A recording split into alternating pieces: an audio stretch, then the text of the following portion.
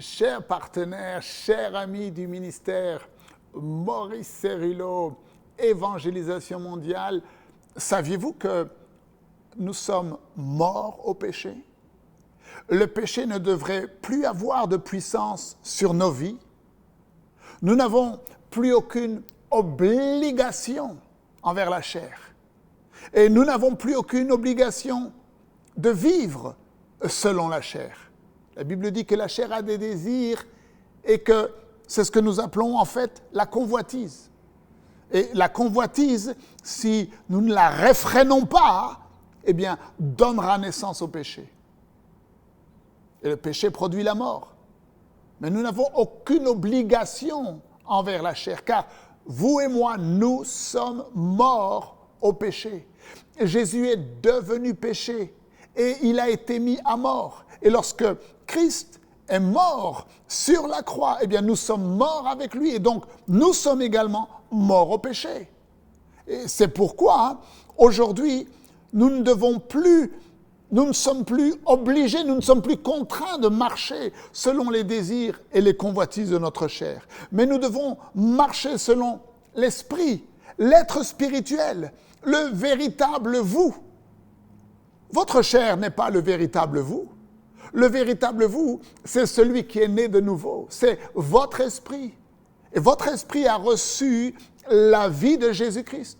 Maintenant, concernant votre pensée, eh bien, vous devez la renouveler par la parole de Dieu. Et si vous le faites fidèlement tous les jours, alors vous serez transformés et vous serez rendus conformes au Fils de Dieu. Vous voyez, vous et moi, nous avons la pensée de Christ. Et je vous encourage à regarder les enseignements du docteur Maurice Cérillo sur gagner la bataille de votre pensée. Et donc, la clé pour votre victoire est de vous nourrir, et de nourrir votre être spirituel, et de ne pas nourrir la chair. Alors, bien sûr, nous avons besoin des choses de base, telles que manger, boire, dormir, etc. Mais ce que je veux dire, c'est que ces choses-là ne dirigent pas notre vie. Ce qui dirige notre vie, c'est notre faim de connaître Dieu. Jésus-Christ a dit, « Père, la vie éternelle, c'est qu'ils te connaissent. » Ce qui contrôle votre vie, c'est votre amour pour Dieu. Jésus a dit dans Jean 14, 21 que celui qui a mes commandements, c'est-à-dire celui qui garde la parole de Dieu et qui garde cette parole, eh bien c'est celui qui m'aime. Et celui qui m'aime sera aimé de mon Père, je l'aimerai et je me ferai connaître à lui. Ce qui contrôle votre vie, c'est votre obéissance envers Dieu. Hébreux 5, verset 9 déclare que après avoir été élevé à la perfection, Jésus est devenu l'auteur d'un salut éternel pour tous ceux qui lui obéissent. Nous devons l'aimer, le connaître, l'obéir.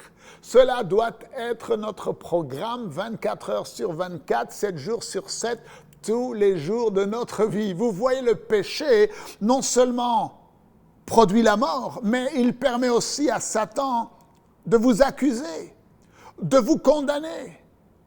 Paul dit, bien-aimés, je vous exhorte comme étrangers et voyageurs sur la terre à vous abstenir des convoitises charnelles qui font la guerre à l'âme.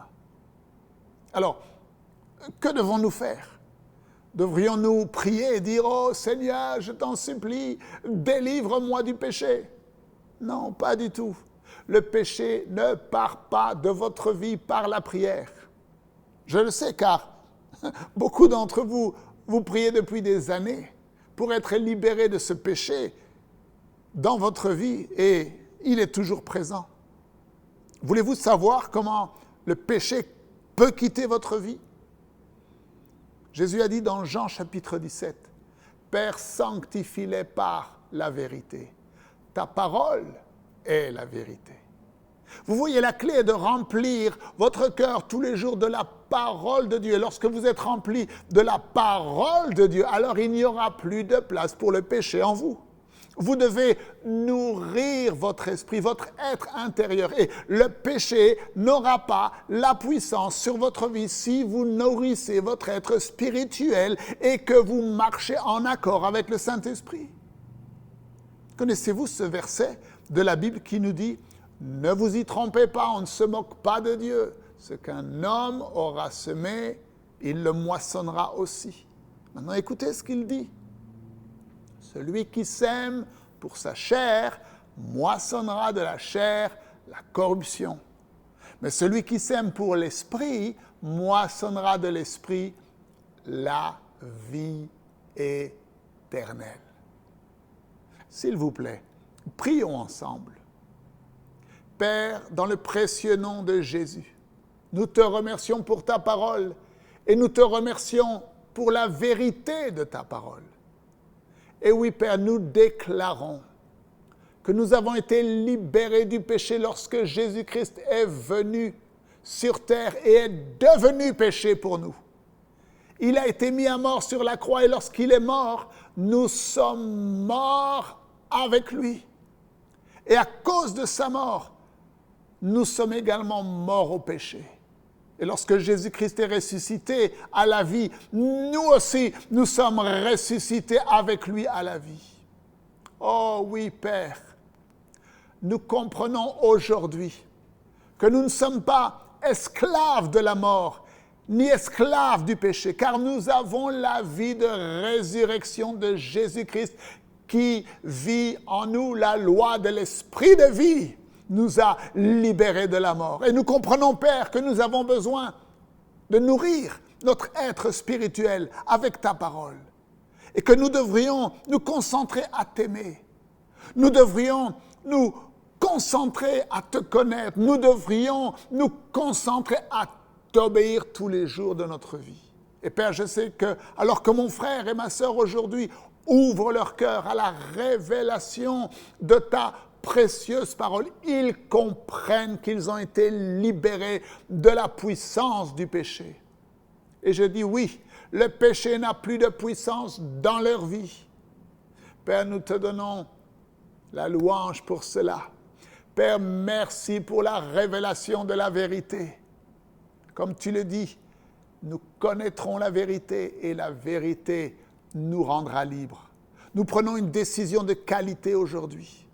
Seigneur, d'être un peuple qui t'aime, d'être un peuple qui te connaisse, d'être un peuple qui t'obéit. Nous te donnons, Seigneur, la louange, nous te donnons toute l'adoration, nous te donnons tout l'honneur, précieux Maître, Roi des rois, Seigneur des seigneurs, Père éternel, et le peuple de Dieu dit Amen. Oh, Alléluia. C'est le moment de semer votre substance dans l'œuvre du Seigneur. Rappelez-vous que les offrandes que vous faites aujourd'hui produisent et garantissent votre avenir financier. Nous lisons dans 1 Corinthiens 9, 11 que si nous avons semé parmi vous les biens spirituels, est-ce une grosse affaire si nous moissonnons vos biens temporels? Et pour tous ceux qui obéissent à la parole de Dieu, Philippiens 4, 19 dit « Et mon Dieu pourvoira à tous vos besoins selon sa richesse avec gloire en Jésus-Christ. » Vous pouvez donner sur les différentes plateformes sur lesquelles vous nous suivez ou en allant sur notre site internet mcwe.fr. Pour tous ceux qui ne peuvent pas donner en ligne, envoyez-nous un email à l'adresse info@mcwe.fr en nous communiquant votre nom, le montant que vous voulez donner et nous prendrons contact avec vous. C'est votre serviteur et ami Marc Masson en direct du Centre Legacy Maurice Cerullo à San Diego qui vous dit « Vous faites partie des plans de Dieu des temps de la fin. Et Dieu n'a pas prévu une seule défaite pour vous. »